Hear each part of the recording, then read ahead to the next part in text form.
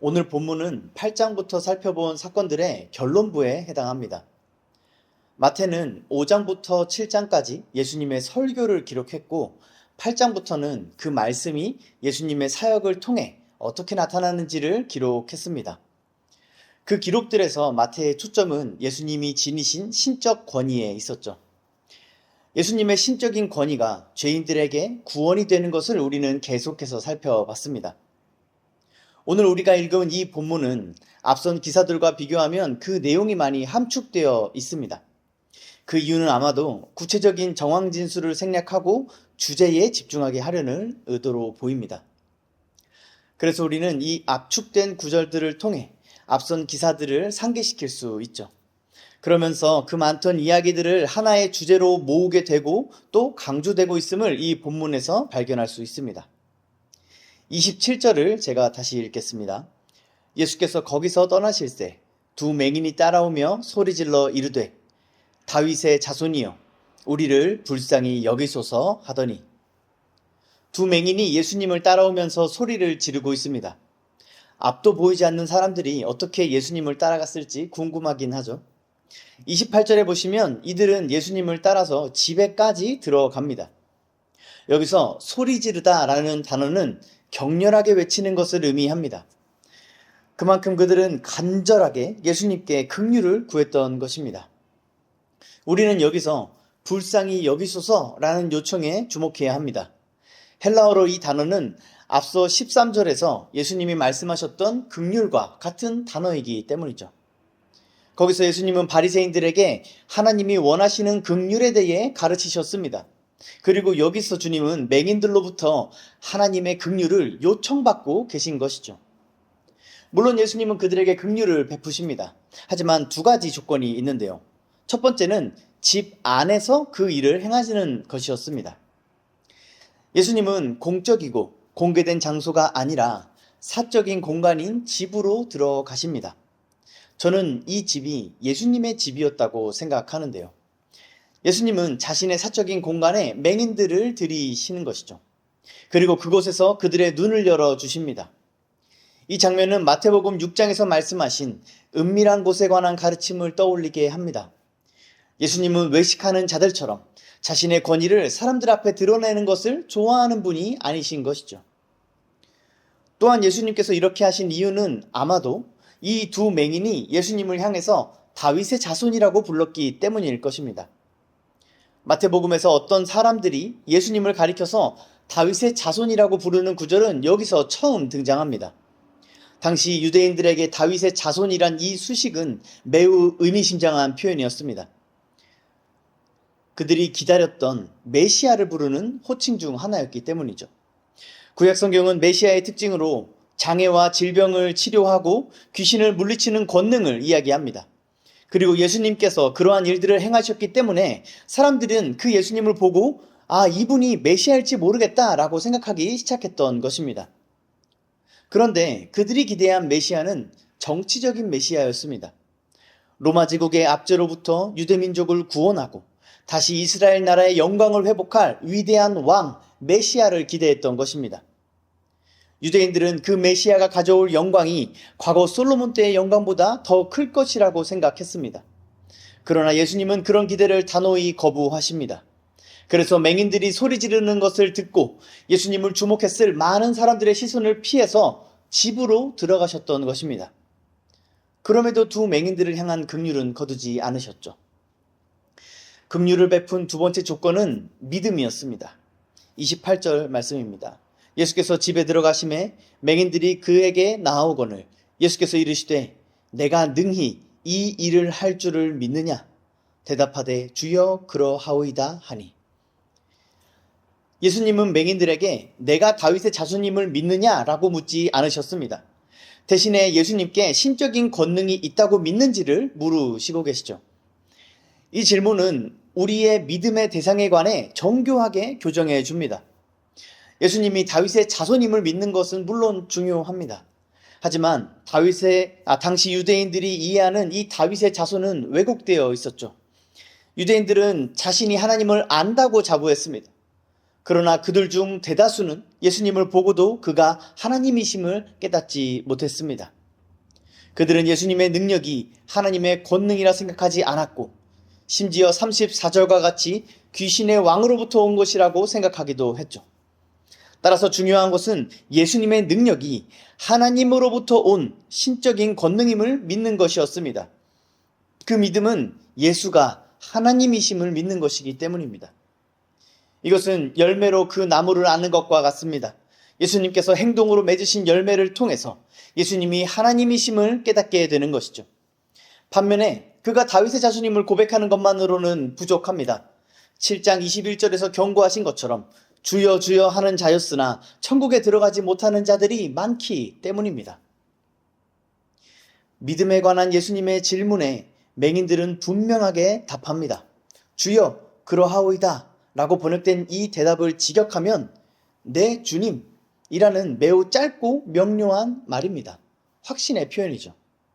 이러한 맹인들과 예수님의 짧은 문답은 앞서서 예수께서 신적인 권위로 치유하신 자들의 믿음을 압축적으로 보여줍니다. 그들은 예수께서 자신의 문제를 해결해 주실 것을 믿었습니다. 예수님께 그러한 신적 권능이 있음을 믿은 것입니다. 그들은 저마다 다른 문제들을 해결받은 것이지만 큰 틀에서 보면 그들의 영적인 눈이 열린 경험을 한 것이죠. 그래서 이러한 메시지가 이 본문 속 맹인들을 통해 표현되고 있는 것입니다.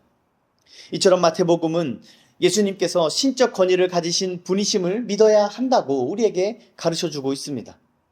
이것은 예수께서 구약의 언약들을 성취하시면서 이 땅에 오셨음을 계시한 1장에서부터 계속되는 강조입니다. 예수님은 모세보다 뛰어나시고 엘리야나 엘리사보다 위대하신 하나님이십니다.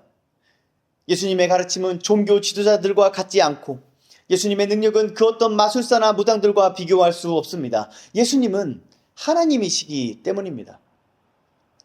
마태는 예수님께서 이런 분이시라는 것을 예수님의 가르침과 사역을 통해 증언하고 있습니다. 예수님의 가르침과 사역을 통해 우리는 이런 믿음을 가질 수 있기 때문이죠. 그러므로 우리는 이 믿음을 가져야 합니다. 예수께서 행하신 일과 가르치신 말씀들을 통해서 그분을 믿어야 합니다. 그렇지 않으면 위선에 빠지기 때문이죠. 주여 주여 하는 자들은 어느 시대에나 있습니다. 그러나 그들은 예수님의 사역에 관심이 없고 자신들의 기대와 판단을 따라 예수님을 이해하려 합니다. 그들은 예수님의 말씀에 자신의 생각을 바꿀 마음이 없습니다. 그냥 자신들이 듣고 싶은 말을 예수님이 해주기를 바랄 뿐이죠. 마태복음이 믿음에 초점을 맞추고 있는 대상을 신중하게 한번 생각해 보십시오. 예수님의 가르침과 사역을 통해 사람들이 예수께 신적 권위가 있음을 믿기 시작합니다. 이 원리는 오늘날 우리에게도 동일하게 적용됩니다. 우리는 예수님의 가르침과 사역을 기록한 이 성경 말씀을 통해서 예수께 신적 권위가 있음을 믿을 수 있습니다. 오직 계시된 하나님의 말씀만이 예수를 믿는 믿음을 얻는 유일한 방법인 것이죠. 그러나 많은 사람들이 말씀 밖에서 믿음을 얻을 수 있다고 생각합니다. 그래서 말씀과 상관없이 자신의 신비로운 경험과 어떤 영적인 감각을 통해서 하나님을 경험한다고 굳게 믿습니다. 이런 사람들은 자신이 기도를 하다가 어떤 마음을 받았다고 생각합니다. 자신이 찬양을 하다가 혹은 일상을 살다가 어느 순간 갑자기 하나님께서 자신에게 어떤 마음을 주셨다, 어떤 깨달음을 주신 것 같다라고 말하는 것이죠. 물론 하나님께서 그렇게 역사하십니다. 그런데 마귀도 똑같이 역사할 수 있다는 사실을 우리는 기억해야 합니다. 이것을 분별할 수 있는 방법은 오직 계시된 성경 말씀밖에 없습니다. 따라서 그러한 어떤 감각, 어떤 느낌, 어떤 확신 같은 것이 들었을 때 말씀으로 돌아가는 자는 믿음을 얻습니다. 그러나 자기 확신에 빠지는 자들은 입술로만 주여 주여 하는 위선자의 길을 가는 것입니다. 혹은 자신의 지성으로 하나님을 알 수 있다고 확신합니다. 자신에게 성경 말씀이 사실인지 아닌지, 말씀 속에 오류가 없는지 판단할 수 있는 능력이 있다고 자신하는 것이죠. 이런 자들은 자신의 지식을 자랑하는데 하나님의 말씀을 사용합니다. 전형적인 복음서 속의 종교 지도자들의 모습이고 위선자들의 모습이죠. 겸양은 그런 자들을 더욱 간교하게 만듭니다. 겸손한 체하면서 상대방을 은근히 무시하고 가르치려 들고 하나님의 영광을 나타내는 척하면서 자신의 칭찬과 명성을 얻으려 하는 것이죠.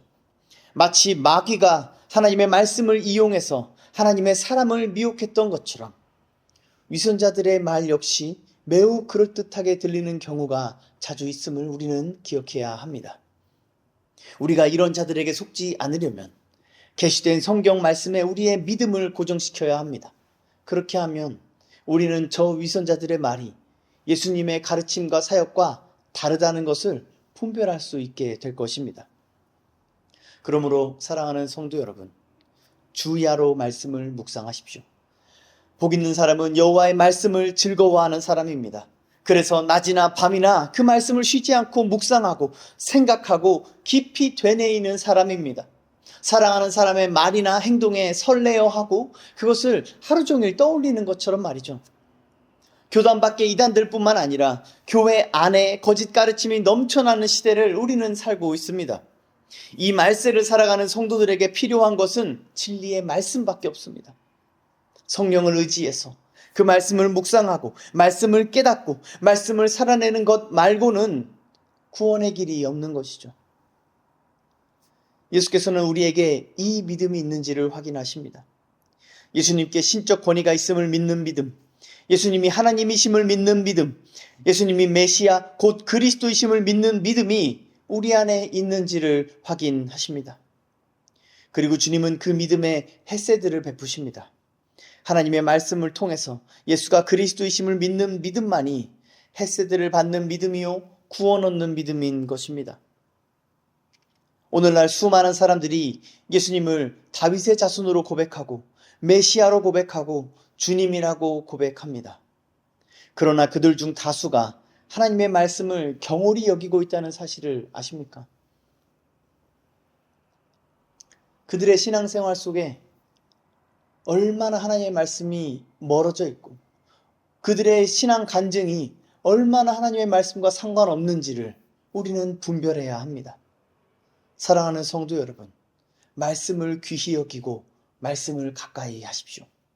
그 무엇도 이 하나님의 말씀을 대체할 수 없습니다. 우리 안에 계신 성령 하나님도 결코 말씀과 관계없이, 말씀과 상관없이 일하지 않으십니다. 수많은 위선자들과 거짓 선지자들과 적그리스도들에게 속지 마십시오. 그들의 가르침을 받는 저 미련한 자들을 따라서 신앙생활하지 마십시오. 오직 하나님의 말씀을 따르는 믿음, 그 말씀 안에 신적 권위가 있음을 믿는 믿음만이 우리를 영원한 생명으로 인도한다는 것을 반드시 기억하시기 바랍니다. 29, 30절 말씀을 제가 읽겠습니다. 이에 예수께서 그들의 눈을 만지시며 이르시되 너희 믿음대로 되라 하시니 그 눈들이 밝아진지라. 맹인들의 신앙 고백을 들으신 예수님은 지체 없이 바로 그들의 눈을 만지십니다. 여기서 만지다 라는 단어는 불을 붙이다, 점화하다 라는 의미도 있다는 점이 흥미롭습니다. 마치 어둠 속에 있던 그들의 눈에 예수님께서 손으로 빛을 일으키신 것 같죠. 예수님의 손은 여기서도 권능을 행하시는 방식으로 사용되고 있습니다. 예수님은 신적 권위로 어둠을 밝히신 것입니다. 앞서 마태복음 6장에서 예수님은 눈은 몸의 등불이라고 말씀하셨습니다. 그리고 8장부터 살펴본 치유의 기적들에서 치유와 구원을 동일하게 묘사합니다. 그런 말씀들이 여기서 이 맹인의 눈을 밝히는 것에 함의되어 있는 것이죠. 예수님은 그 기적들을 행하면서 맹인들의 믿음을 언급하십니다. 그들의 눈을 밝히신 예수님의 헤세드는 예수를 믿는 맹인들의 믿음을 통해 그들에게 전달된 것입니다. 그들 안에 믿음이 있으니 그들의 눈이 밝아진 것이죠. 네 눈이 성하면 온몸이 밝을 것이라 하셨던 예수님의 말씀처럼 말입니다. 맹인들의 눈을 밝히신 것에 대해 조금 더 깊이 생각해 봅시다. 우리가 이 성경을 살펴보면요, 신약 성경에서 맹인이 눈을 뜬 것은 이 본문이 처음입니다. 그리고 복음서 이후 신약 성경에서는 맹인의 눈을 뜨게 한 기적이 나타나지 않습니다. 앞을 보던 사람을 신적 능력으로 잠깐 못 보게 했다가 회복시킨 경우만 몇 번 있을 뿐이죠. 뿐만 아니라 구약 성경에서도 이 시력을 회복시키는 기적은 나타난 적이 없습니다. 구약에서 맹인의 눈을 뜨게 만드는 능력은 오직 오실 메시아의 능력으로만 기록되어 있습니다. 심지어 시편 146편 8절에서는 여호와께서 맹인들의 눈을 여신다고 말하고 있습니다. 맹인의 눈을 여는 것은 구약의 그 어떤 선지자도 행하지 않았던 기적, 신적 권위를 드러내는 확실한 표지였던 것이죠. 그런 일을 지금 예수님께서 행하십니다. 예수님 이전의 선지자들도 이후의 사도들도 행하지 않았던 그 일을 예수님만이 행하고 계신 것입니다. 맹인의 눈을 여는 자는 여호와입니다. 맹인의 눈을 여는 자는 메시아입니다. 맹인의 눈을 열고 있는 이 나사렛 사람이 바로 그 사람인 것입니다. 바로 그 하나님인 것입니다.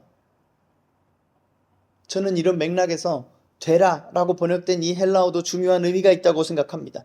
이 단어는 창세기 1장에 빛이 있으라라고 말씀하셨던 그 말씀에 똑같이 사용된 단어이기 때문이죠. 예수님께서 맹인들의 눈을 밝혀주신 것은 구원을 상징하는 사건입니다.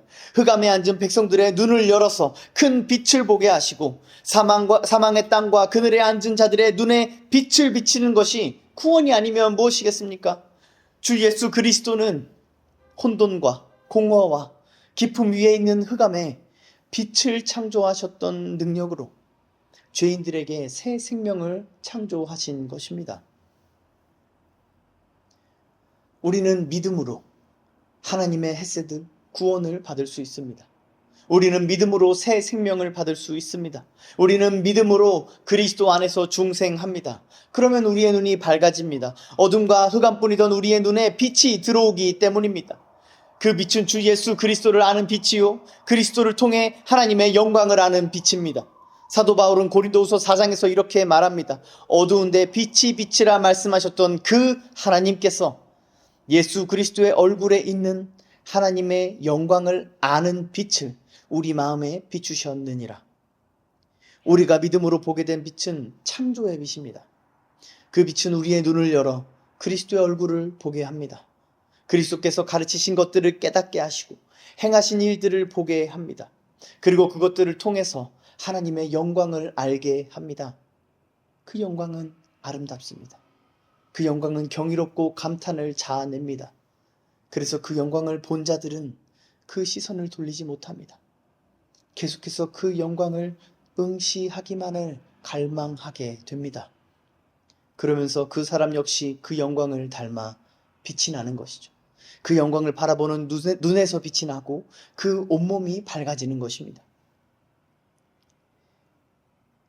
이렇게 우리의 눈을 열어주실 수 있는 분은 하나님밖에 없습니다. 위대한 선지자도 위대한 사도도 이 일을 행하지 못합니다. 오직 하나님만이 참 하나님이요 참 사람이신 그분만이 이 일을 행하실 수 있습니다. 그러므로 우리의 구원은 오직 예수 그리스도 한 분밖에는 없는 것이죠. 사랑하는 성도 여러분, 이 사실을 믿으십니까? 이것이 여러분의 신앙 고백이고 여러분의 신앙 생활이십니까? 그렇다면 하나님께서 열어주신 여러분의 눈으로 여러분은 무엇을 보고 살고 계십니까? 지난 한 주간 여러분은 무엇을 보셨습니까? 우리의 믿음은 클 때도 있고 작을 때도 있습니다. 그 믿음이 세워진 반석은 견고해서 믿음이 결코 소멸하지는 않지만 그것을 담고 있는 우리는 질그릇과 같아서 매우 불완전합니다. 그래서 우리는 확신을 갖고 담대하게 행할 때도 있지만 의심과 두려움 속에 움츠러들 때도 있습니다.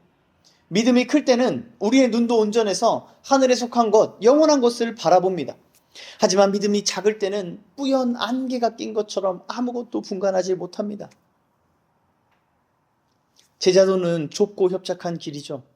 이 길은 곳곳에 위험이 도사리고 있고 우는 사자와 삼키는 이리들이 기회를 노리며 웅크리고 있으며 좌로나 우로나 치우쳐서도 안 되는 사망의 골짜기입니다. 따라서 이 길을 갈 때는 정신을 똑바로 차려야 합니다. 그래서 성경은 자주 깨어있으라 라고 명령하죠. 눈을 뜨고 있으란 말입니다. 똑바로 앞을 보고 나아가라는 것입니다. 똑바로 보기 위해선 믿음이 필요합니다. 그 믿음은 오직 하나님에게만 받을 수 있습니다. 성령 하나님께서 우리에게 말씀을 조명해 주셔서 기록된 성자 하나님의 가르침과 사역을 깨닫게 하셔야만 하는 것입니다. 이것이 우리가 목숨을 걸고 매달려야 할 헤세드입니다. 이 맹인들처럼 주여 우리를 불쌍히 여겨주소서 하고 소리쳐야 하는 것입니다. 심령이 가난한 자는 그렇게 소리칩니다. 의에 줄이고 목마른 자는 절박하게 주님을 부릅니다. 주님은 그런 자들을 외면하지 않으십니다. 그들의 믿음을 보시고 그들에게 헤세드를 베푸십니다. 요한복음에서 예수님은 이렇게 말씀하십니다. 내가 심판하러 이 세상에 왔으니 보지 못하는 자들은 보게 하고 보는 자들은 맹인이 되게 하려 함이라. 사랑하는 성도 여러분, 오늘 앞이 보이지 않는 자가 예수를 믿었다는 이 사실을 깊이 묵상하십시오. 그리고 자기 눈으로 예수를 본 자들이 예수를 귀신들의 왕과 엮어서 정죄한 것을 깊이 묵상하십시오. 본다 하는 자들은 아무것도 보지 못했습니다. 그러나 보지 못하는 자들은 참된 생명의 빛을 보았습니다. 우리의 눈은 어떻습니까? 우리의 눈은 지금 밝혀져 있습니까? 우리는 참된 것을 보고 살고 있습니까? 아니면 이 세상의 것, 썩어 없어질 것, 어둠과 거짓에 속한 것들을 보며 살고 있습니까? 지난 한 주간 여러분은 무엇을 보고 살았습니까? 여러분 자신을 한번 되돌아보십시오.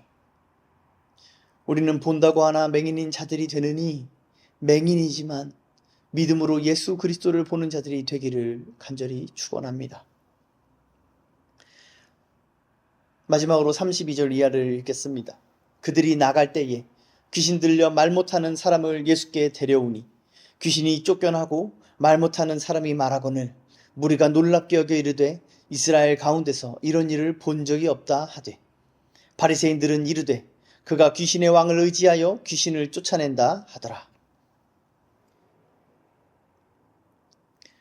여기서 말 못하는 사람으로 번역된 단어는 듣지 못하는 사람을 의미하기도 합니다. 정확히는 듣지 못해서 말하지도 못하게 된 사람을 뜻한다고 볼 수 있습니다. 이 점은 매우 흥미롭습니다. 본문에서 예수님은 보고 듣고 말하는 것이 안 되는 자들에게 보고 듣고 말하게 하시는 분이시기 때문입니다. 성경에서 보는 것과 듣는 것과 말하는 것은 믿음과 구원에 밀접한 관련이 있습니다. 이사야 6장에서 하나님은 이 백성의 마음을 둔하게 하며 그들의 귀가 막히고 그들의 눈이 감기게 하라라고 말씀하셨습니다.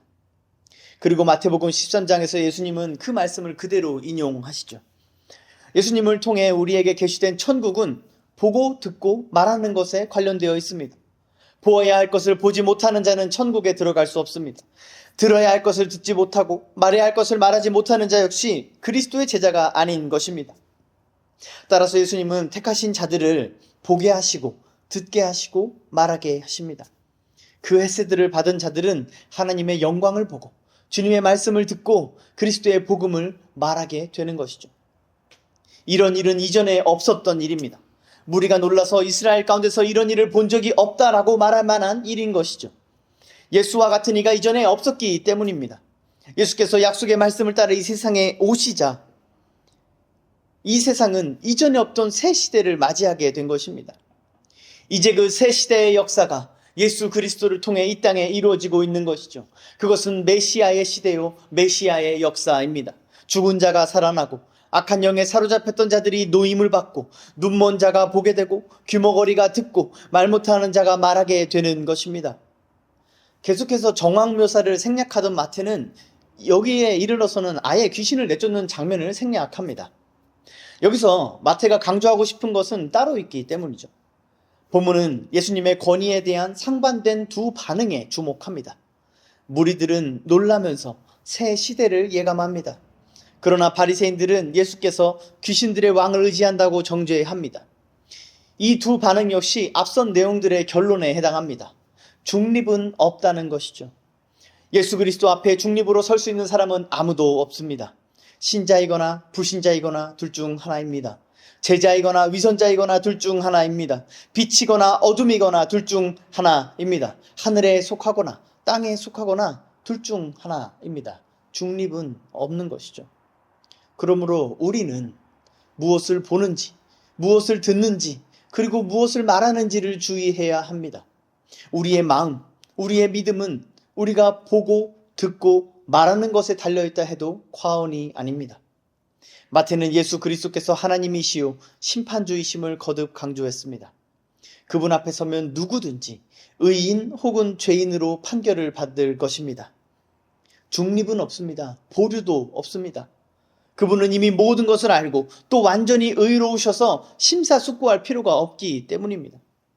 그런 분께서 열매로 나무를 안다고 말씀하셨습니다. 열매 맺지 못하는 나무마다 찍혀 불에 던져질 것이라 말씀하셨습니다. 우리가 보는 그것이 열매입니다.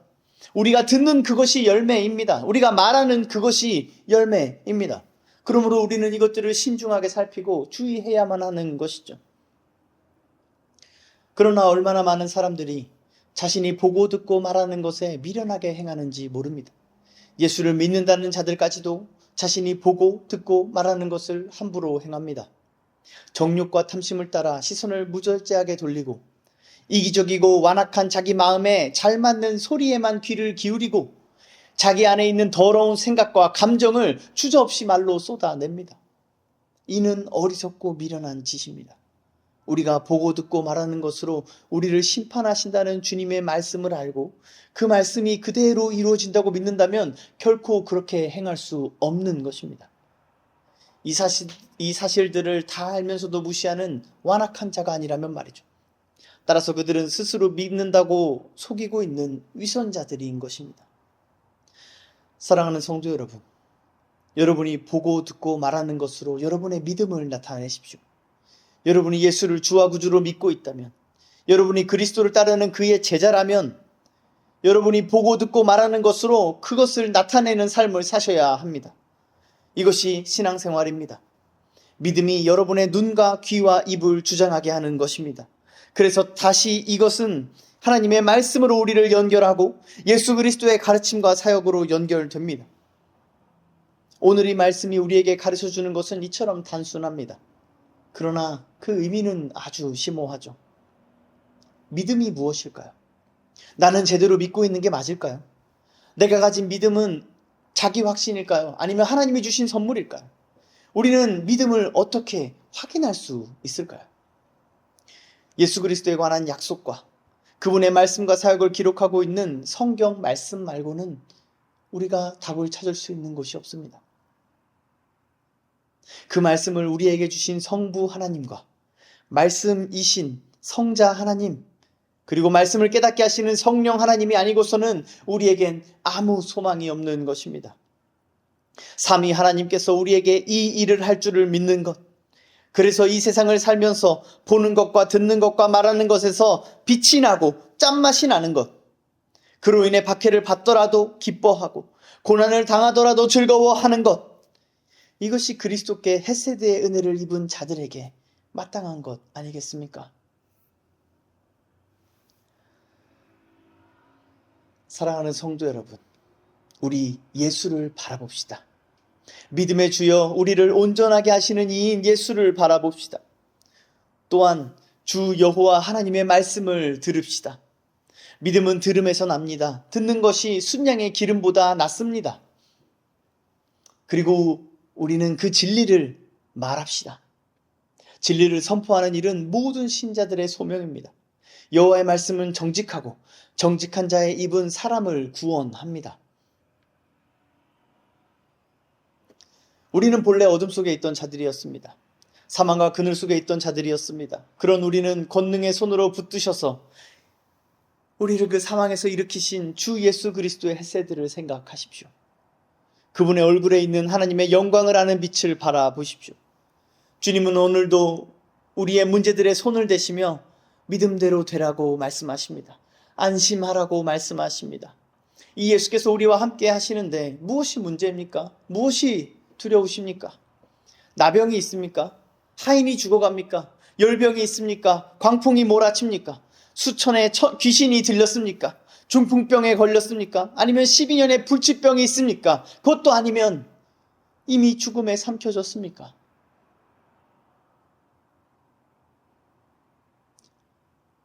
주 예수 그리스도를 믿으십시오. 주님은 믿음대로 되라고 말씀하십니다. 여러분의 그 문제에서 구원받을 유일한 길은 주께서 능히 그 일을 할 줄을 믿는 것뿐입니다. 그 믿음대로 될 것입니다. 그 믿음은 오늘 여러분이 보는 것과 듣는 것과 말하는 것을 통해 입증됩니다. 그러므로 사랑하는 성도 여러분,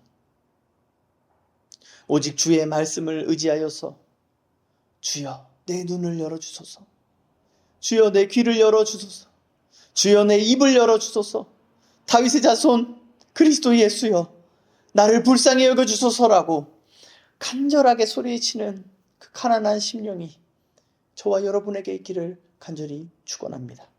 함께 기도하겠습니다.